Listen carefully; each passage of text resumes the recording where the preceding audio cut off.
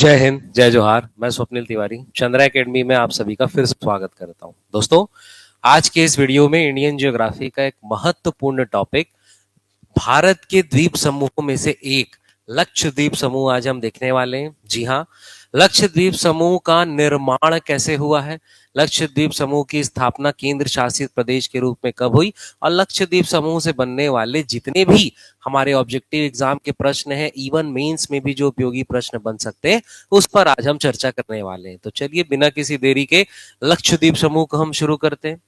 लक्षद्वीप समूह की शुरुआत करने के पहले हम यह समझते हैं कि भारत में द्वीप समूहों को तीन कैटेगरी में बांटा गया है। एक है हमारा अरब सागर के द्वीप समूह, दूसरा है बंगाल की खाड़ी के द्वीप समूह, और तीसरा अन्य द्वीप समूह जो न ही अरब सागर में आ रहे हैं और न ही बंगाल की खाड़ी में आ रहे हैं। इससे संबंधित भी वीडियोस हम आने वाले वीडियोस में देखेंगे।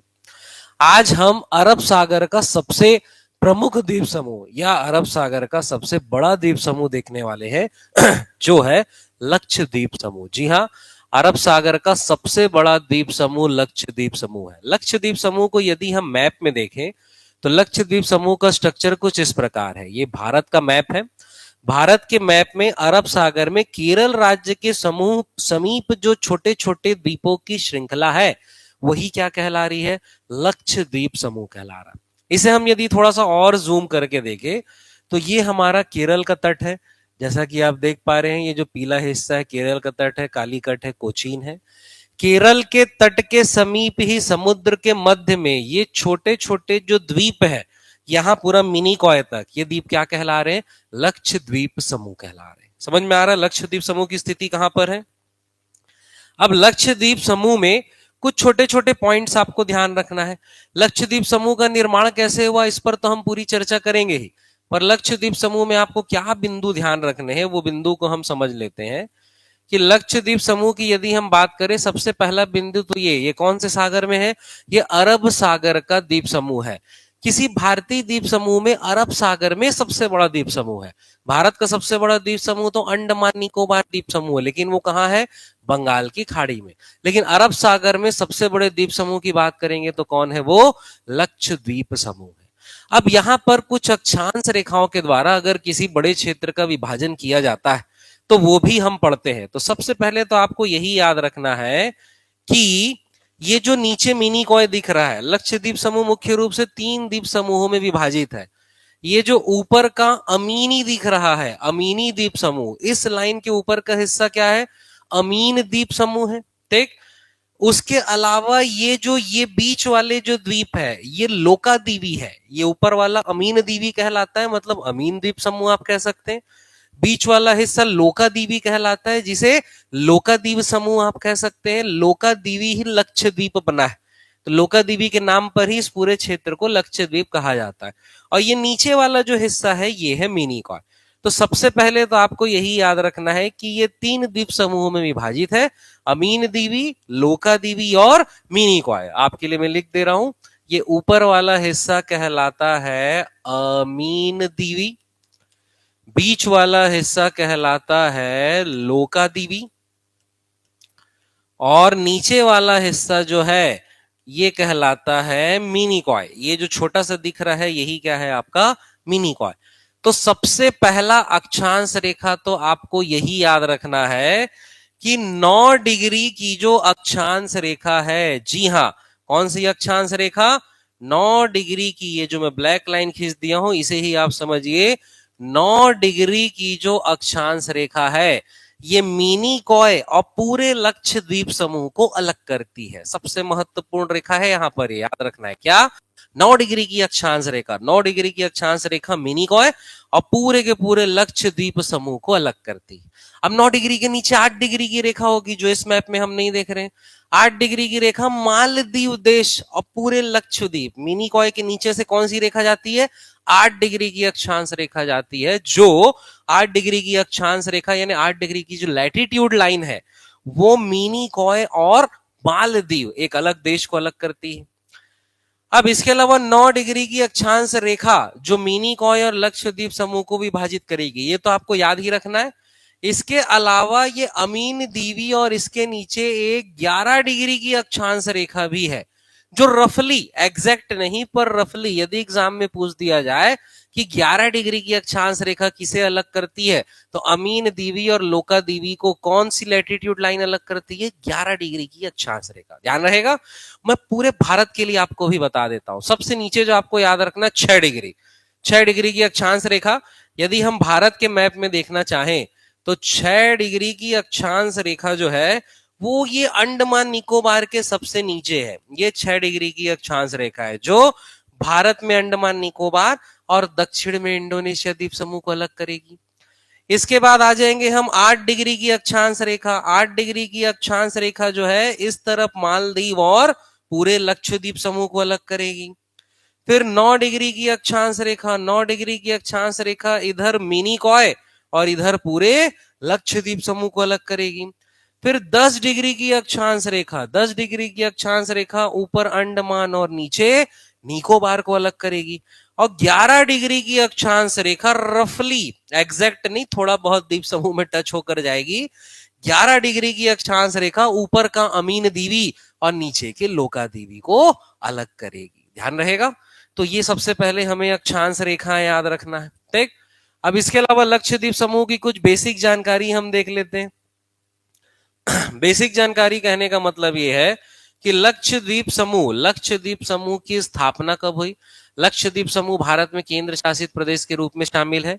तो इस आधार पर हम देखते हैं, तो भारत में हम यदि बात करें तो भारत में लक्षद्वीप समूह 1956 को केंद्र शासित प्रदेश के रूप में लक्षद्वीप भारत में शामिल हुआ है। भारत में लक्षद्वीप पहले से ही था, पर केंद्र शासित प्रदेश के रूप में लक्षद्वीप का गठन कब हुआ है? 1956।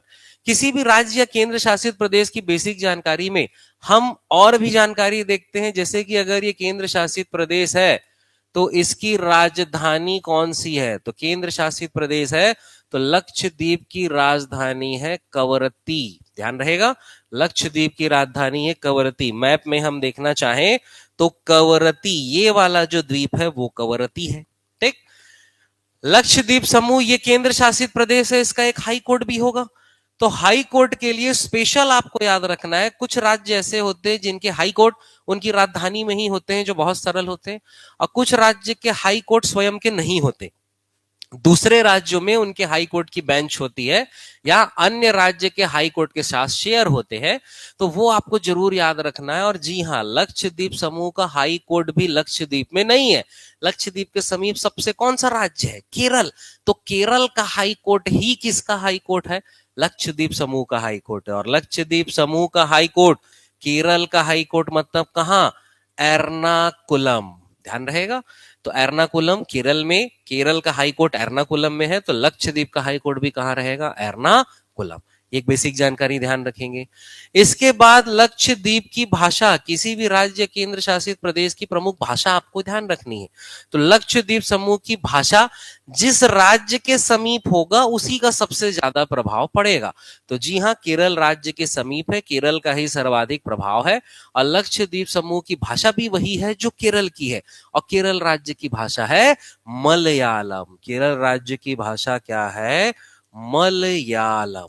ठीक है, अब मलयालम से संबंधित आप जानकारी याद रखिए जो एग्जाम के लिए महत्वपूर्ण होती है, कि मलयालम भाषा जो है ये सबसे पहले भारत के 22 संवैधानिक भाषाओं में से एक है। ये जो मलयालम भाषा है भारत के 22 कॉन्स्टिट्यूशनल लैंग्वेज में से एक है। इसके अतिरिक्त जो मलयालम भाषा है ये भारत के 11 क्लासिकल लैंग्वेज में से भी एक है। सबसे महत्वपूर्ण डेटा है 2024, अक्टूबर 2024 में भारत की 6 क्लासिकल लैंग्वेज में 5 और क्लासिकल लैंग्वेज को शामिल किया गया है। इस प्रकार वर्तमान में अभी 11 क्लासिकल लैंग्वेज है और मलयालम उन 11 क्लासिकल लैंग्वेज में से एक है। क्लासिकल लैंग्वेज वो होती है जो सबसे प्राचीन होती है, 1000 साल से भी अधिक का उनका रिकॉर्ड अवेलेबल होता है, रिटन डॉक्यूमेंट अवेलेबल होता है, और भी कुछ इसके क्राइटेरिया होते हैं जिसके तहत इन्हें क्लासिकल लैंग्वेज बनाया जाता है। और कॉन्स्टिट्यूशनल लैंग्वेज वो है कि ऐसी भाषाएं जिनका संविधान में जिक्र है, संविधान की 8वीं अनुसूची में जिसका वर्णन है, वही क्या कहलाती है? संवैधानिक भाषाएं कहलाती है। ध्यान रहेगा, तो एक पॉइंट याद रखना है। इसके अलावा लक्षद्वीप समूह से कुछ संबंधित फैक्ट आपको और याद रखने। जी हाँ, लक्षद्वीप समूह जो है, लक्षद्वीप समूह में फॉरेस्ट से रिलेटेड एक महत्वपूर्ण फैक्ट है। देखिए, लक्षद्वीप समूह उस क्षेत्र में आता है जहां वर्षा खूब होती है, ठीक है, उष्णकटिबंधीय क्षेत्र के अंतर्गत आता है। आने वाले समय में जलवायु से संबंधित वीडियोस में हम चर्चा कर सकते हैं। अभी बस ध्यान रखिए, वर्षा खूब होती है और जहां वर्षा होगी खूब वहां होंगे जंगल भी खूब। तो इसीलिए लक्षद्वीप समूह में बहुत सारे वन है, बहुत वहां वृक्षों की अधिकता है। इसीलिए सर्वाधिक वन क्षेत्र प्रतिशत वाला केंद्र शासित प्रदेश कौन सा है? लक्षद्वीप। ध्यान रखेंगे, फॉरेस्ट में सर्वाधिक क्या है? ये वन क्षेत्रफल प्रतिशत है, वन क्षेत्रफल नहीं है ना। सर्वाधिक वन क्षेत्रफल प्रतिशत वाला क्या? केंद्र शासित प्रदेश है। ध्यान रखेगा, लक्षद्वीप जो है सर्वाधिक वन क्षेत्रफल प्रतिशत वाला केंद्र शासित प्रदेश। प्लस जनसंख्या की दृष्टि से एक और पॉइंट ध्यान रखना है, जनसंख्या की दृष्टि से सबसे कम जनसंख्या वाला केंद्र शासित प्रदेश कौन सा है? लक्षद्वीप है। सबसे कम जनसंख्या वाला केंद्र शासित प्रदेश लक्षद्वीप है। इसके साथ ही आप और पॉइंट ध्यान रखेंगे, जैसे लक्षद्वीप समूह में ये जो द्वीप है एंड्रॉट, ठीक है, क्या द्वीप है? द्वीप का नाम है एंड्रॉट। एंड्रॉट द्वीप जो है, जो ये मैंने यहां सर्कल कर दिया है, एंड्रॉट नाम को रट लेना है। ये लक्षद्वीप समूह का सबसे बड़ा द्वीप है। एंड्रॉट द्वीप क्या है? लक्षद्वीप समूह का सबसे बड़ा द्वीप है। देखिए, ये जो लक्षद्वीप समूह आपको दिख रहा है, टुकड़े टुकड़े में दिख रहा होगा कि एक द्वीप यहां है, एक द्वीप यहां है, इतना इस तरीके से फैला क्यों है? तो आज के हमारे वीडियो का एक उद्देश्य ये भी है कि हम ये भी जानेंगे कि लक्षद्वीप समूह का निर्माण कैसे हुआ है। वहां आपको पूरा इसका कॉन्सेप्ट समझ में आ जाएगा कि लक्षद्वीप समूह ऐसा टुकड़ों टुकड़ों में क्यों विभाजित है। अभी आगे हम देखते हैं इसके बारे में। तो ये फैक्ट ये फैक्ट याद रखना है कि लक्षद्वीप समूह का सबसे बड़ा द्वीप कौन सा है? एंड्रॉट। कुछ कुछ जगह दिया रहता है लक्षद्वीप समूह का सबसे बड़ा द्वीप मिनिकॉय है, लेकिन ध्यान रखेंगे मिनिकॉय दूसरा सबसे बड़ा द्वीप है। इनके क्षेत्रफल में बहुत विशेष फर्क नहीं है, पॉइंट में कुछ फर्क है, लेकिन सबसे बड़ा द्वीप आपको आंसर के रूप में क्या लेना है? एंड्रॉट। ठीक है, लक्षद्वीप समूह का सबसे बड़ा द्वीप कौन सा है?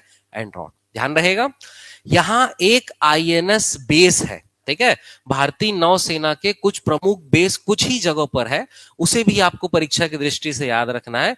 तो यहां पर जो आईएनएस बेस है उसका नाम रट लेना है, यहां पर है आईएनएस द्वीप रक्षक। द्वीप में है इसीलिए नाम क्या हो जाएगा? द्वीप रक्षक। ठीक है, तो द्वीप की रक्षा करने वाला आईएनएस बेस का नाम क्या है? द्वीप रक्षक। ध्यान रहेगा, ठीक। तो केरल से संबंधित ये छोटे मोटे फैक्ट हैं जिसे आप ध्यान रखेंगे। इसके अतिरिक्त केरल से संबंधित और भी लक्षद्वीप समूह से संबंधित ये छोटे मोटे फैक्ट हैं, बेसिक जानकारी जिसे आप ध्यान रखेंगे। अब हम समझते हैं लक्षद्वीप समूह का निर्माण कैसे हुआ है। जी हाँ, लक्षद्वीप समूह के निर्माण के पहले हमको समझना है कोरल रीफ्स के बारे में। कोरल रीफ्स को ही हम इंग्लिश में कहते हैं प्रवाल भित्तियां। कोरल रीफ्स इंग्लिश में और हिंदी में क्या कहलाता है? ये प्रवाल भित्तियां। ठीक है, प्रवाल भित्तियां दो शब्द से मिलकर बना है, प्रवाल और उनके द्वारा निर्मित भित्तियां। कोरल मतलब प्रवाल होगा, रीफ्स मतलब क्या होगा? भित्तियां। तो इसे हम समझते हैं कि जो प्रवाल होता है, प्रवाल प्रवाल क्या होता है? एक जीव होता है। प्रवाल क्या होता है? एक समुद्री जीव होता है। इस समुद्री जीव का नाम क्या है? पॉलिप्स। इस समुद्री जीव का नाम क्या है? पॉलिप्स। ये पॉलिप्स क्या करता है? कैल्शियम कार्बोनेट CaCO3 को क्या करता है? उत्सर्जित करता है, रिलीज करता है। कहानी पकड़ पा रहे हैं कि प्रवाल हम किसे कह रहे हैं? एक समुद्री जीव होता है। यह समुद्री जीव जो है न ही बहुत सतह पर रहता है, न ही बहुत गहराई पर रहता है, समुद्र के बीचों बीच रहता है।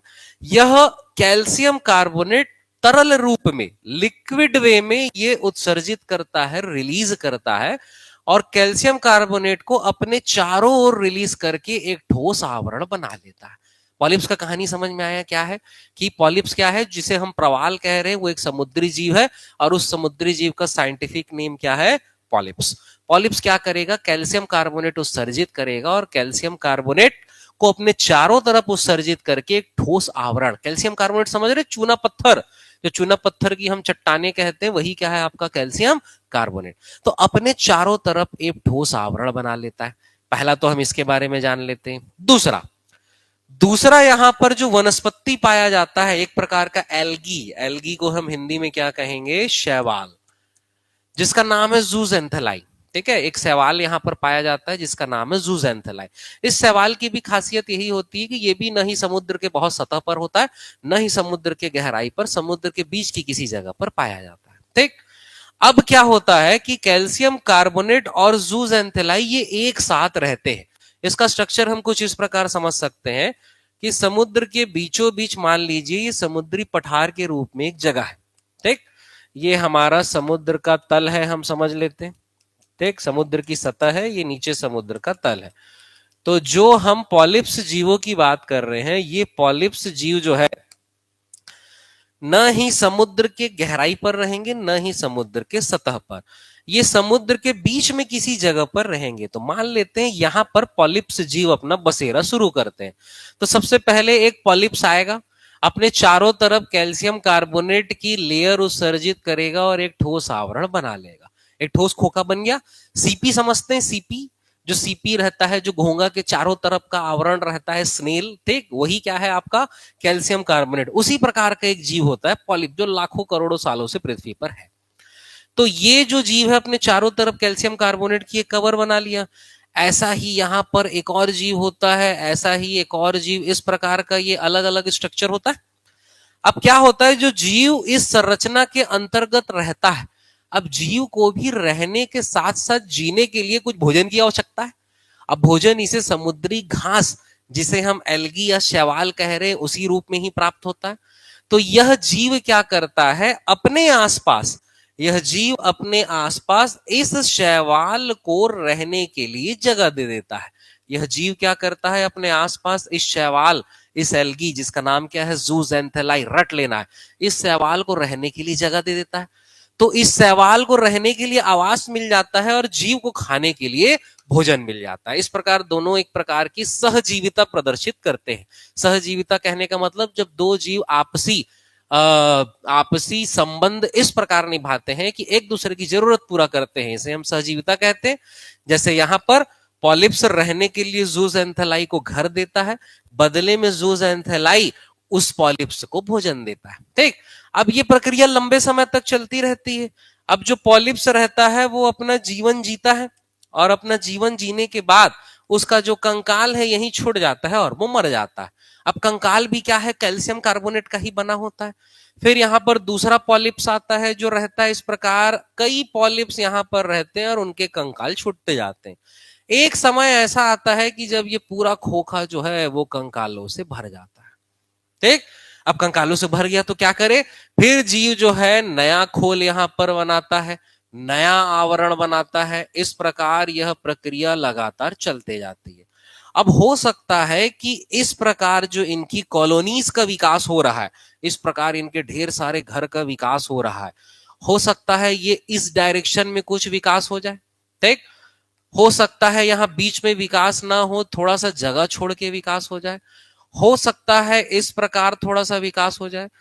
अब सिंपल लॉजिक यहां पर आपको लगाना है कि जब ये चूना पत्थर जो अंदर से भर चुका है, ठोस हो चुका है, जब ऊपर वाला चूना पत्थर इसके ऊपर भार लगाएगा तो अंदर वाला और ठोस होता जाएगा।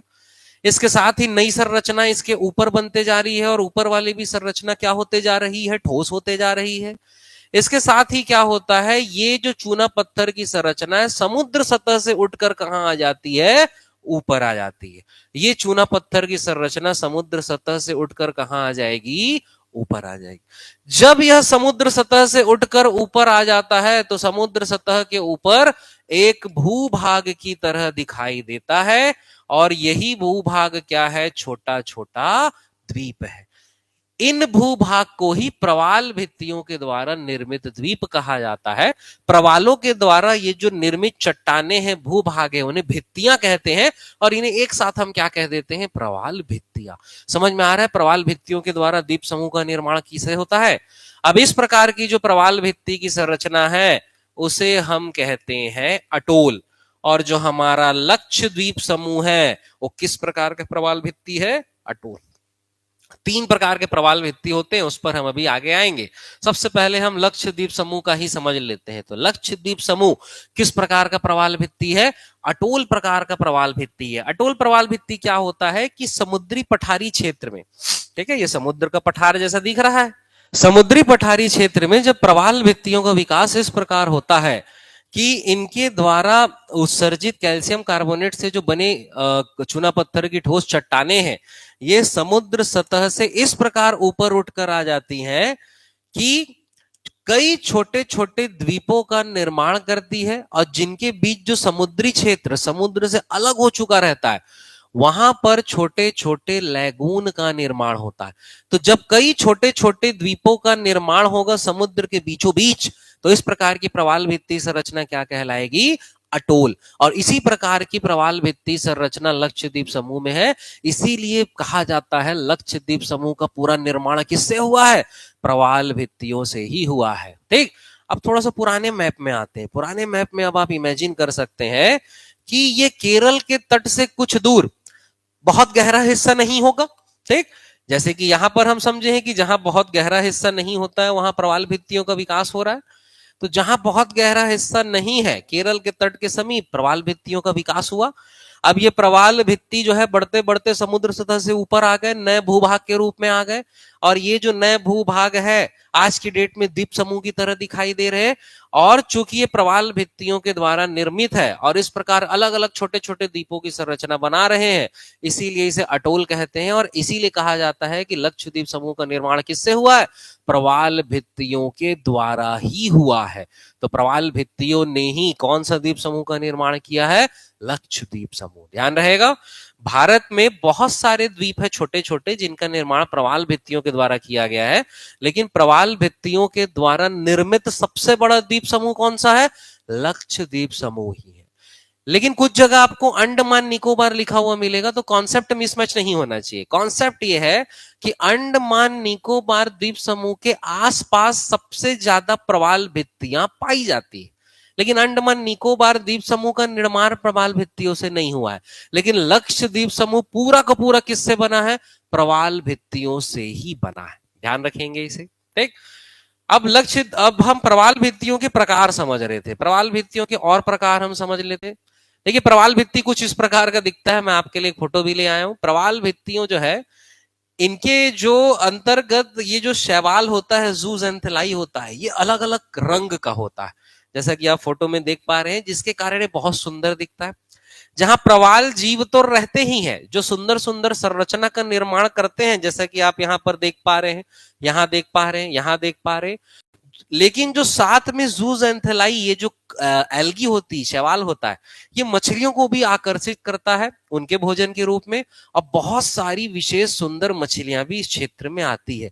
तो पर्यटन की दृष्टि से यह काफी महत्वपूर्ण होता है, चूंकि एक विशेष क्षेत्र पर ही इनका विकास हो सकता है, क्योंकि बहुत गहराई पर भी नहीं रहते, बहुत सतह पर भी नहीं रहते, विशेष क्षेत्र में विशेष संरचना का निर्माण करते हैं, इसलिए इनका संरक्षण भी आवश्यक है। तो पर्यटन या आर्थिक दृष्टि से भी महत्वपूर्ण है, और प्रकृति के संरक्षण की दृष्टि से भी यह क्षेत्र महत्वपूर्ण है। ठीक, अब हम समझ लेते हैं प्रवाल भित्तियों का प्रकार क्या होता है, टाइप्स ऑफ कोरल रीफ। देखिए, प्रवाल भित्तियों का प्रकार बहुत सरल है। प्रवाल भित्तियों की हम बात करें, 3 प्रकार के प्रवाल भित्ति होता है। एक होता है फ्रिंजिंग, इस फ्रिंजिंग को ही हम कहेंगे तटीय। फ्रिंजिंग प्रवाल भित्ति ही क्या कहलाएगा? तटीय प्रवाल भित्ति। ठीक है, ये फ्रिंजिंग ही क्या कहलाएगा? हमारा तटीय। दूसरा होता है बैरियर, बैरियर होता है अवरोधक प्रवाल भित्ति। और ये अटोल, अटोल जिसे हम समझ चुके हैं लक्षद्वीप के लिए। देखिए, अब ये इमेज से आप इमेजिन कर सकते हैं कि ये जो जगह दिख रही है, ये सफेद वाली जगह, ये समुद्र का सतह है।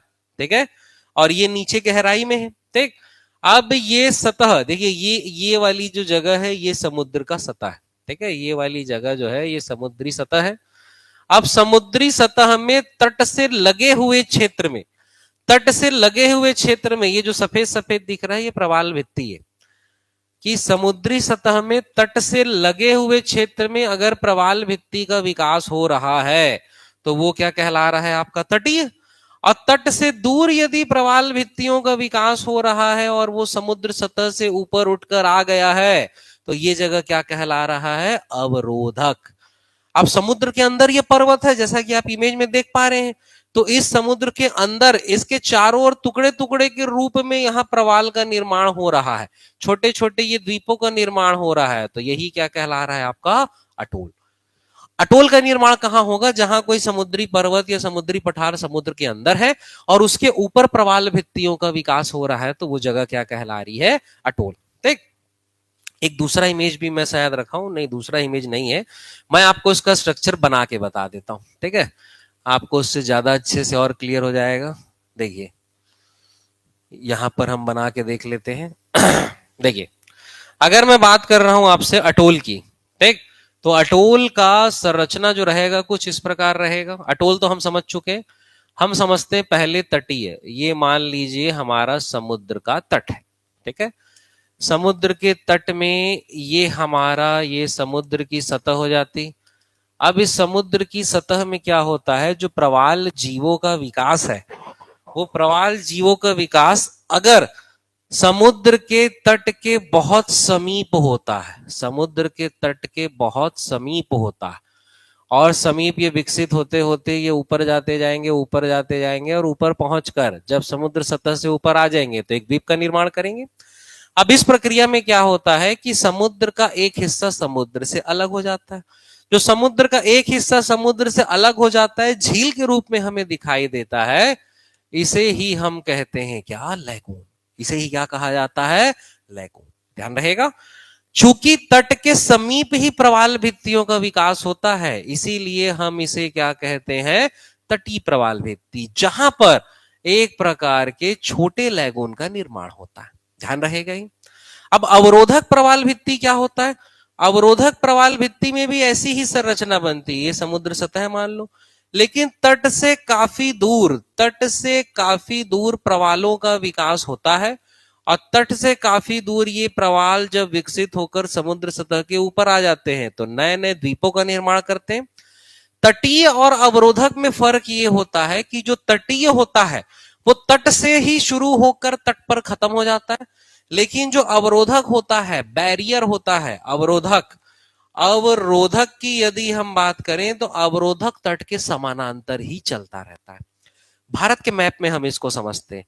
भारत के मैप में अगर मैं किसी प्रवाल की संरचना इस प्रकार अगर बनाऊं कि तट से ही प्रारंभ होकर ये तट के समानांतर चला और तट में ही आकर खत्म हो गया, तो इससे समुद्र का कुछ क्षेत्र अंदर रह गया।